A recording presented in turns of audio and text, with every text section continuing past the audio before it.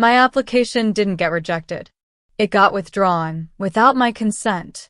And the person who did it signed my name, then called me unstable. Hi, I'm Varellin.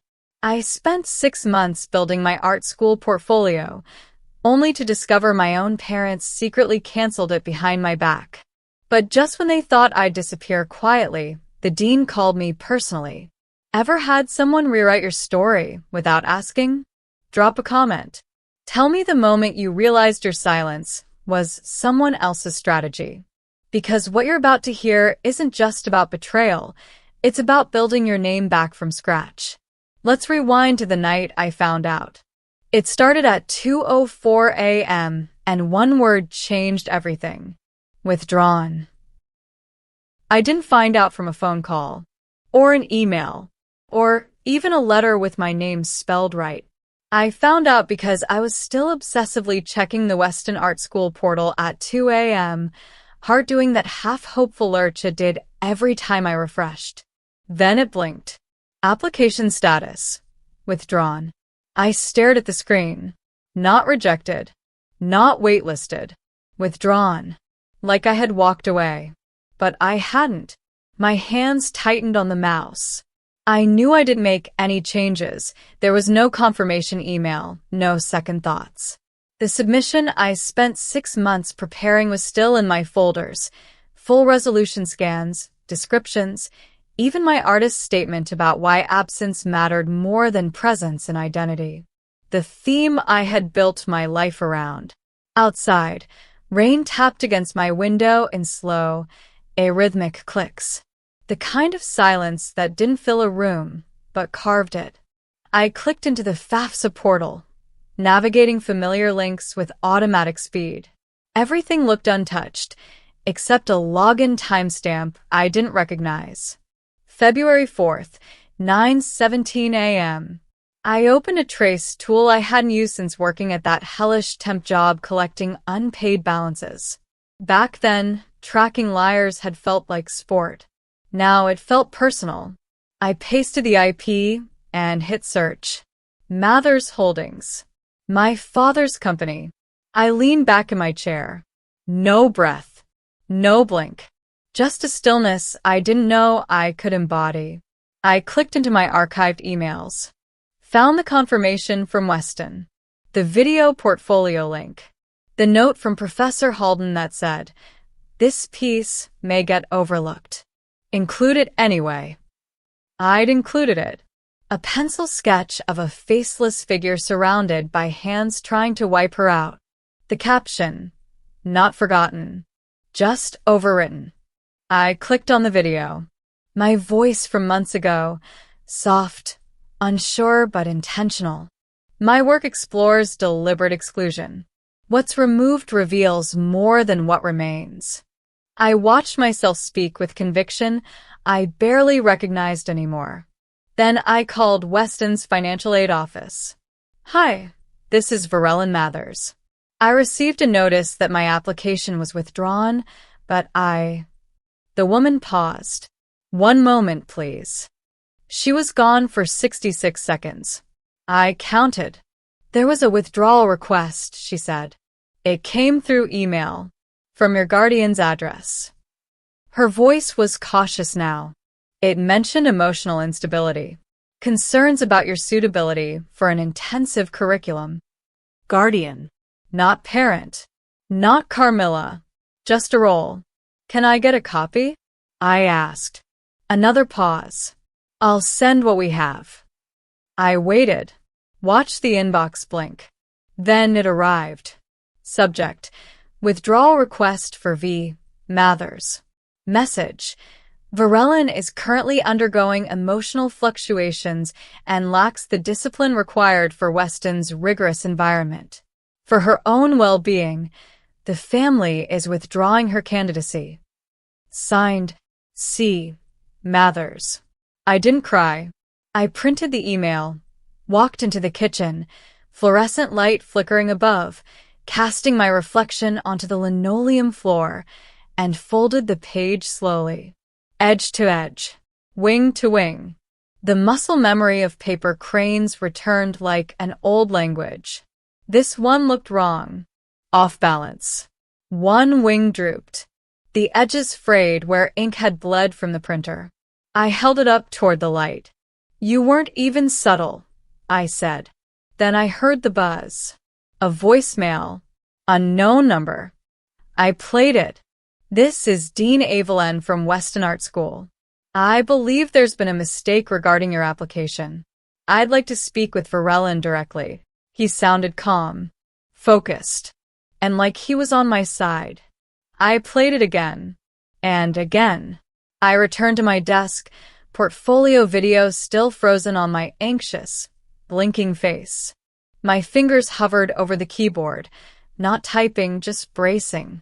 I remembered sitting on the cold floor in my childhood room, sketching late into the night while downstairs echoed with laughter and crystal clinks from one of Carmilla's charity galas. I'd submitted my application the next morning on 2 hours of sleep, clutching a mug that said, "Make it count." I'd made it count. And still, someone else had tried to erase it. Back in the kitchen, I reached into the drawer and pulled out an old envelope I'd saved, a rejection from a 2019 community grant Carmilla promised to handle. I flattened it beside the crane. The postmark was familiar. Now I had a pattern. No tears. No more shock. Just a different kind of clarity. A new kind of silence. One with sharp corners. Dean Evelyn didn't sound like someone who made many calls himself. His voice had that measured professionalism that usually arrived in written form, punctuated by titles and letterheads. But here he was in my voicemail, saying my name like it belonged. The next morning, I stood in front of my apartment mirror, wearing the only blazer I owned. It still smelled faintly of the art supply store where I used to work part-time. There was dried ink on the sleeve from a failed screen print experiment, and I debated whether to scrub it or let it speak. I let it speak. When I arrived at the Weston campus, I wasn't sure where to go. The security guard waved me through with a nod when I gave my name. "Dean Evelyn's office," I said. He didn't ask why, just pointed me toward a curved building wrapped in ivy and ambition. The office door was open. Sunlight filtered in through slatted windows, casting gentle beams across hardwood floors. There were no trophies, no certificates, just one sketch, charcoal on handmade paper, of a staircase with no top landing. It leaned slightly in its frame, like even it wasn't fully convinced of arrival. Dean Evelyn stood beside a bookshelf, reading something on his tablet. He looked up as I entered. "Varellin," he said. "Not Miss Mathers. Not applicant. Just me. Thanks for coming in." I nodded, unsure if I was supposed to sit. He gestured to a chair anyway. It creaked softly as I settled in, the kind of sound that breaks tension just enough to breathe. "I'm going to be very direct," he said, sitting opposite me. "Your application was tampered with. It shouldn't have been withdrawn. And when I saw your portfolio, I knew something was wrong. I've been at this school a long time. Your work," he paused. "It doesn't whisper. It demands." I swallowed. I thought I was just disqualified. "No. Someone made sure you'd believe that." He turned his tablet toward me. On the screen was my withdrawal form, time-stamped, digitally signed by Carmilla's email. Attached was the same note I had printed and folded. "I've already reported this to the board," he said. "We take manipulation of the admissions process very seriously." I blinked. "Why are you telling me all this?" "Because," he said, leaning forward, "we want you here. Fully. No strings. I spoke with the trustees this morning. You've been awarded the Weston full ride, tuition, housing, materials, mentorship. Entirely under your name." I couldn't speak. My chest expanded, but the air didn't move. "You earned it," he added. "And we'd be lucky to have you." I heard the clock tick behind me, the sound of something old still moving. When does it start? I finally managed. Fall semester. But I'd like you to visit the studio spaces today. Meet Professor Halden. He's the one who flagged your sketch with the erased girl. I nodded again, still afraid if I blinked too hard, this moment would blur. As we walked down the corridor, students passed us with portfolio tubes, paint-splattered shoes, laughter echoing in small waves against the polished walls. The scent of turpentine and gesso hung faintly in the air. For once, I didn't feel like an intruder.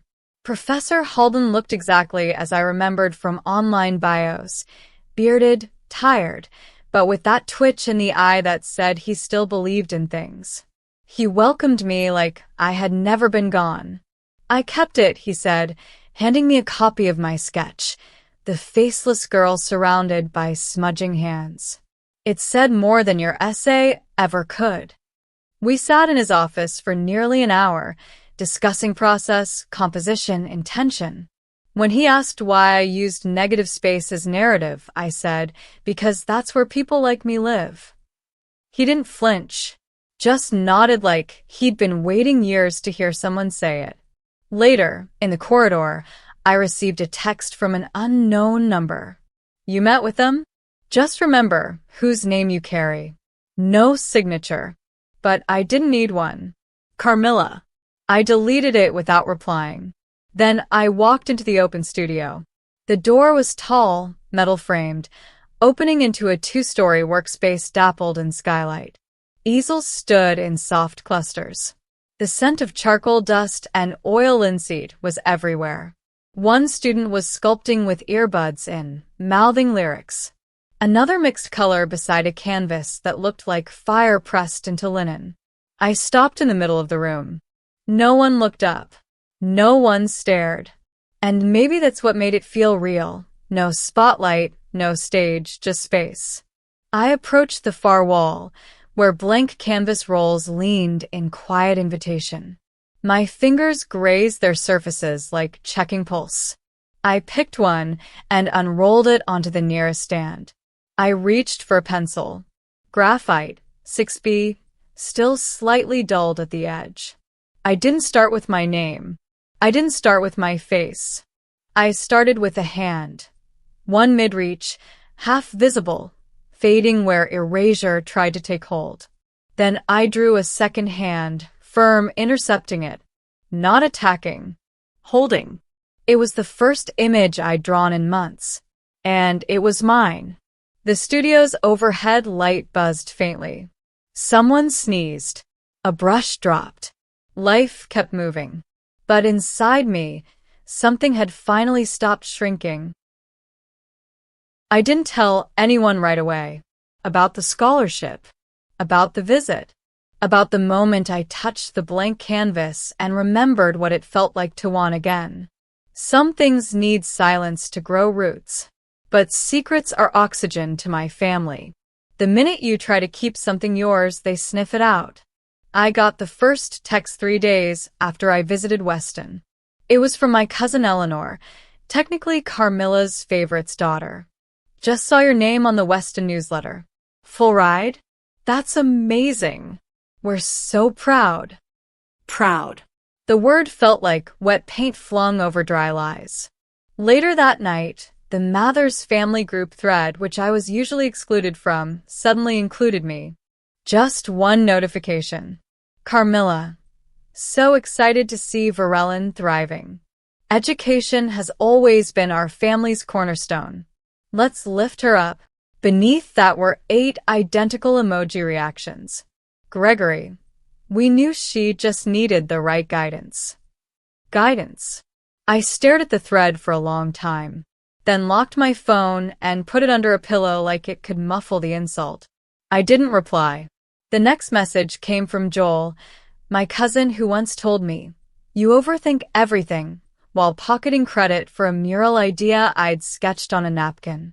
Joel, Aunt Carmilla said you might want help organizing your press statement. We've got a PR intern who can handle it for free. I imagine the intern's draft already in a folder labeled Legacy in Action. No, thank you, I wrote back. To which he replied, "Up to you. We're just trying to support your moment. Your moment." As if this was some lightning strike, they had been holding umbrellas over for years. But I still said nothing. Not publicly. Not yet.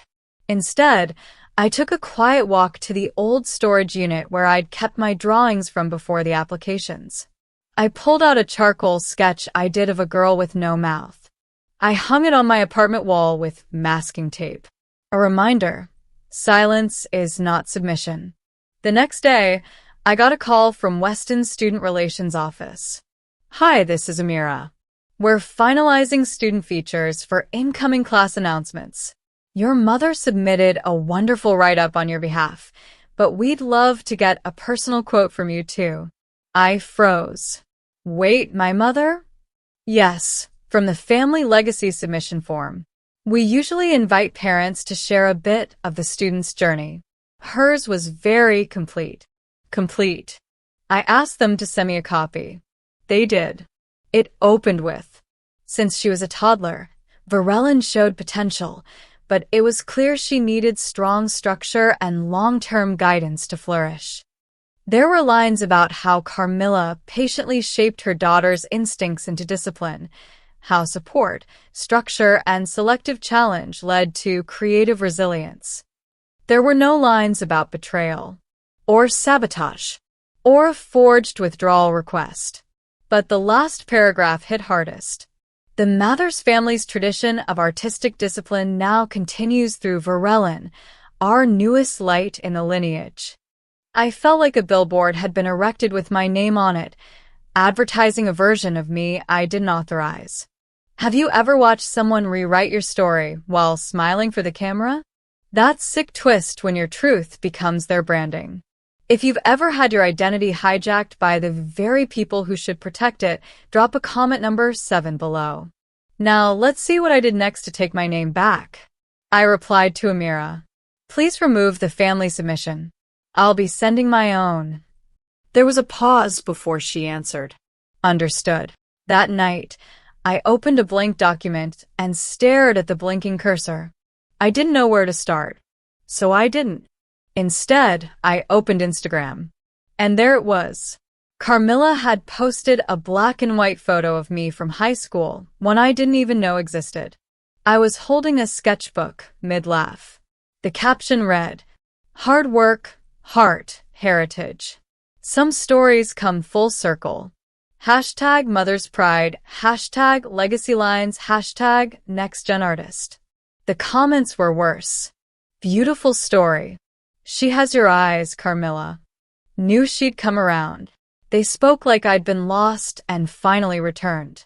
I stared at that photo for what felt like hours. Not because of the image, but because it wasn't mine. I didn't post. I didn't reply. But the next morning, I called Weston's communications office. I'd like to opt out of all legacy-related media. Permanently. The woman on the other end said nothing for a moment. Then she asked quietly, "Would you like to provide a reason?" I exhaled.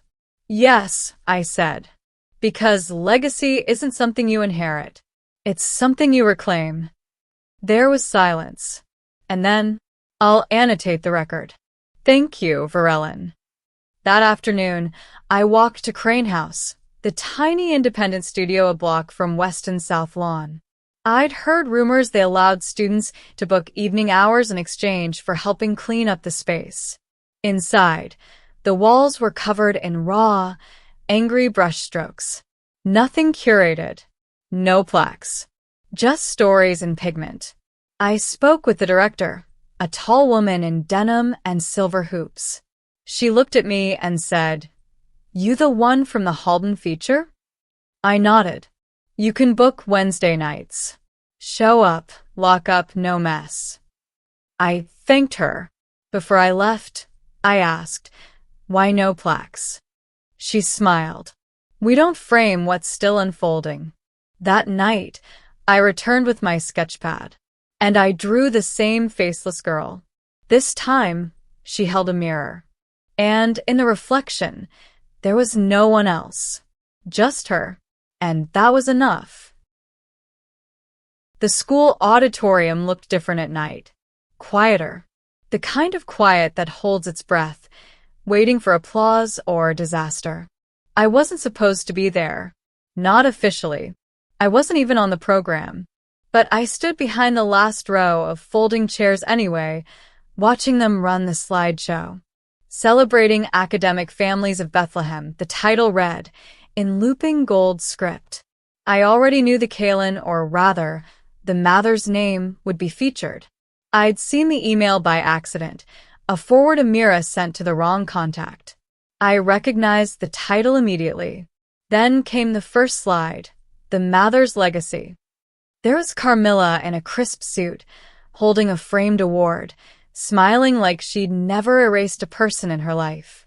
Then Gregory, shaking hands with a city councilman. Joel received a Rising Entrepreneur plaque. Even Eleanor, posing beside a mural she didn't design. Each photo faded into the next like pages in a perfectly managed portfolio. I wasn't in any of them. Not even the one from the 2015 County Writing Award, where I'd stood in front of that exact stage holding a certificate. I remembered the lighting, the microphone that cut out mid-sentence, how my voice cracked when I thanked a teacher who wasn't even present. But the photo they chose for that year? It was Joel again, standing with a math trophy. Same month. Different narrative. I stood still, surrounded by the low hum of projectors and polite applause. A few seats down, a girl with pigtails whispered to her mom, "Why do some people get more pictures?" Her mom answered quietly, "Because some stories get told more." I don't know why that undid me more than anything. I slipped out before the slideshow ended. The air in the hallway was colder, harsher. I found the organizer, Heather, a well-meaning adjunct who always wore scarves even in spring. She was unplugging a laptop, smiling like the event had gone just fine. "Hey," I said, trying to keep my voice neutral. "Can I ask, where did you get the photos for the Mather section?" She looked up, blinking. "Oh, Carmilla sent them in. Said she was consolidating family materials for clarity." "Clarity?" I nodded. "Makes sense." She tilted her head. "Wait, you're Varellin, right?" I didn't answer. I didn't have to. "Oh," she said quietly. "I'm so sorry. I thought you were included." "You thought wrong," I said, then smiled, cold, not cruel. "But thanks."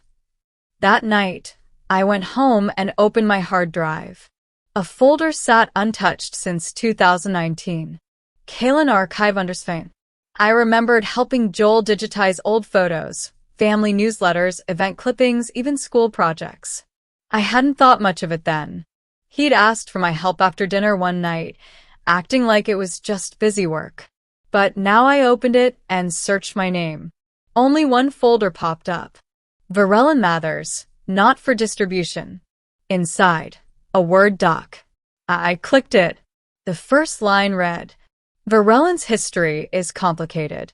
She's better suited to private recognition rather than public inclusion." My stomach tightened. Another line, "Unstable branding. Better to elevate visual consistency through Joel and Eleanor." It was signed, C. Mathers.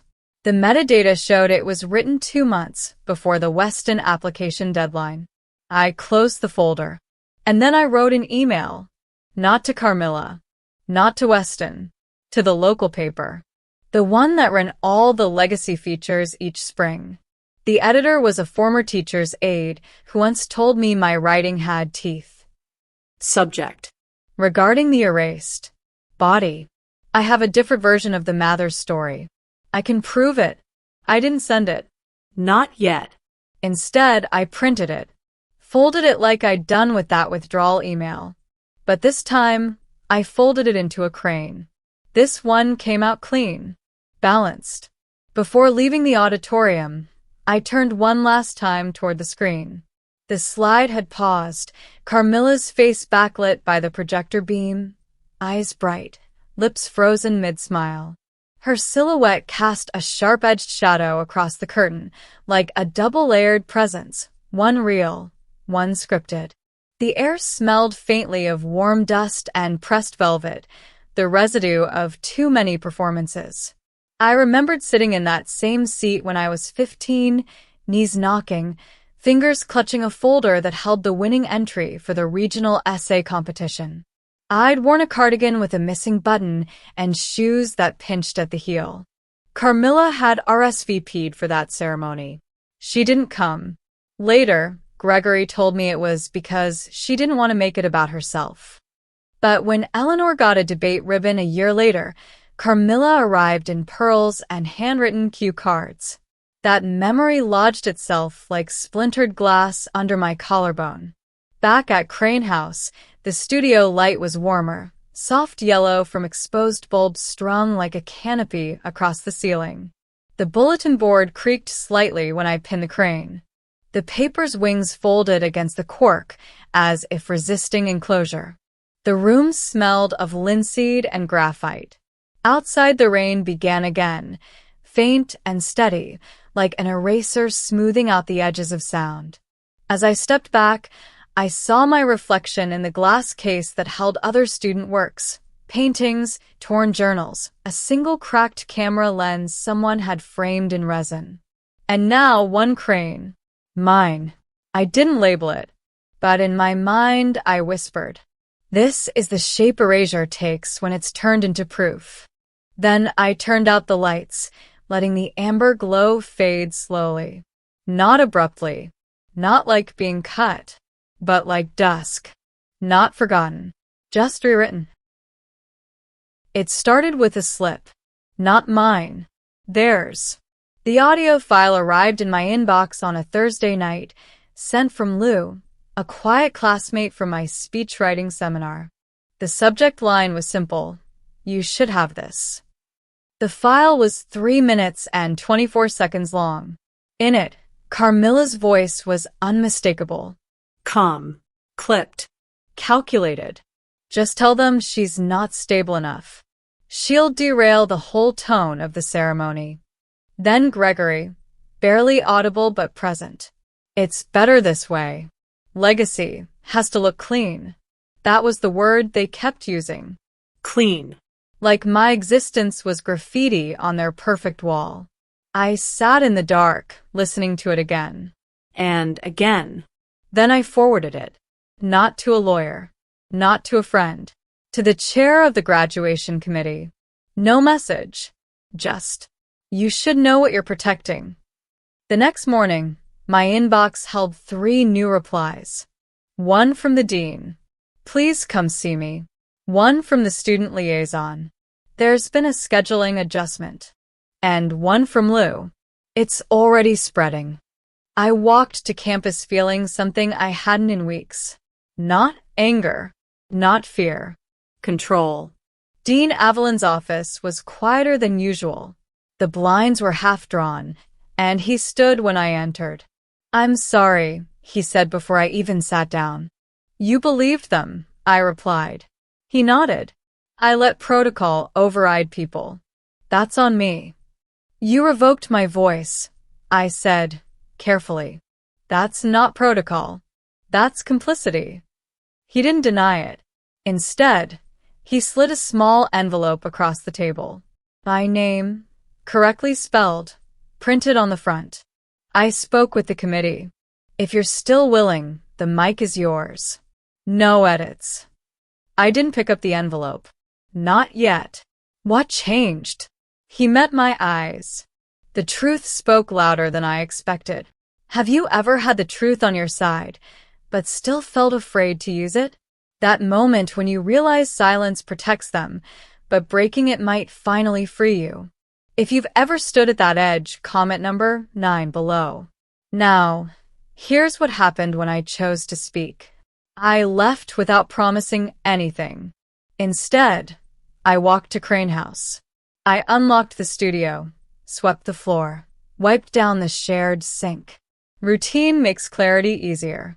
Then I pulled out the draft I'd been working on for days, my speech. The real one. The one that hadn't been approved, reviewed, or filtered. I read the opening line aloud. They told me legacy was inherited. I believed them until they tried to steal mine. That night, I printed 5 copies. 1 for me, 4 for whoever would try to silence it again. I slid the rest into my bag, then took out a crane folded from an old campus flyer. I inked 1 line beneath its wing. Try again. The next day, Weston buzzed. The file had leaked. Of course it had. A student journalist uploaded it anonymously to a local forum. Within hours, alumni were weighing in. Faculty demanded an explanation. The family name was no longer a shield. It was a search result. Carmilla's voicemail came that afternoon. Varellin, I saw the situation. You could have come to us first. We could have fixed it internally.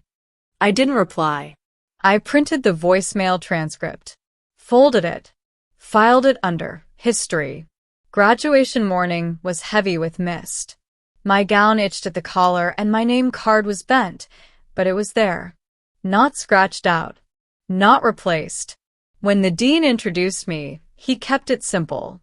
Our final speaker represents resilience, not as reaction, but as architecture.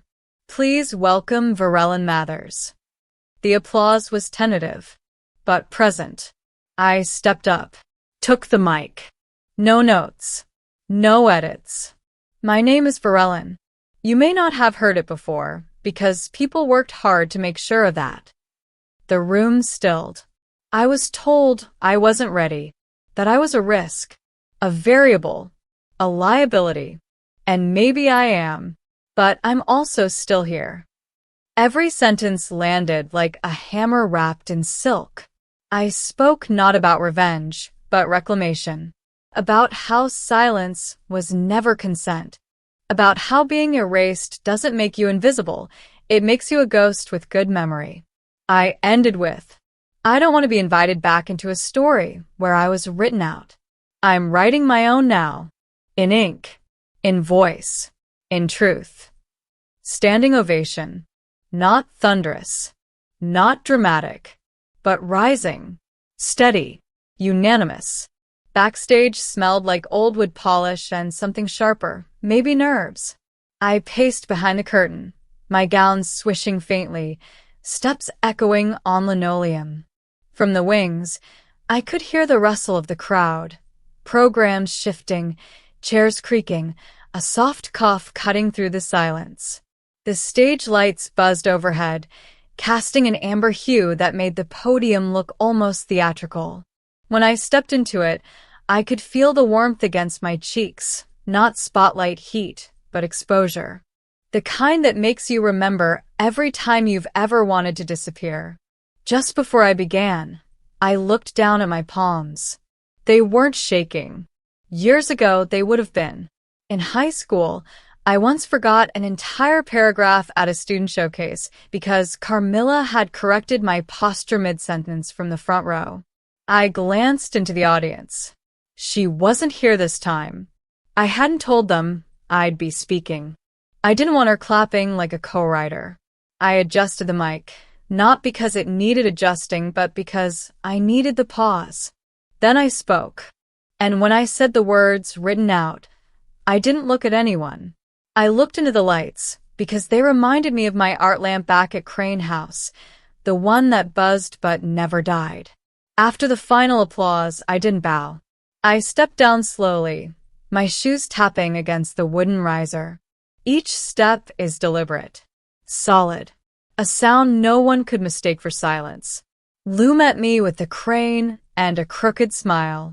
I looked at the program it was folded from, my name printed in ink, no asterisks, no substitutions. It hit me then, not the applause, not the mic, but the permanence. I hadn't been given the spotlight. I had held it. The first time someone called me founder, I flinched. Not because it wasn't true, but because the word felt too big. Like it belonged on someone else's nameplate, not scribbled in marker on my classroom door. We started with 12 chairs.